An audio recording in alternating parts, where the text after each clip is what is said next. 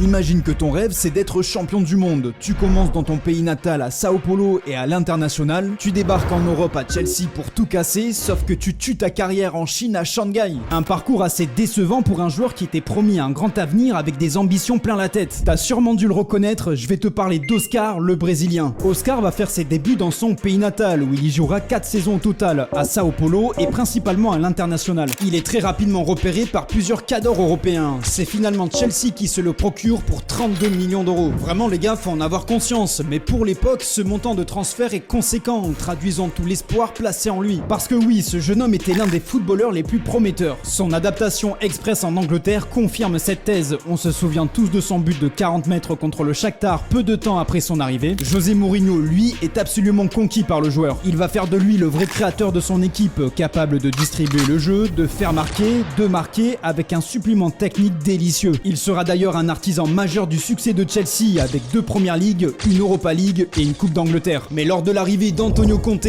Oscar va perdre sa place de titulaire. Il reçoit de nombreuses propositions de plusieurs clubs de championnat émergents. Il finit par craquer et part à Shanghai pour 60 millions d'euros. Oscar va vivement se faire critiquer par son choix. Lui de son côté assume pleinement en mettant en avant les conditions salariales difficilement refusables. Il avoue espérer pouvoir revenir un jour à Chelsea, sauf que le joueur ne reviendra jamais au plus haut niveau. Après 7 ans passés en Chine, il retourne à Sao Paulo au Brésil sans connaître la moindre sélection avec la Seleção depuis 2015.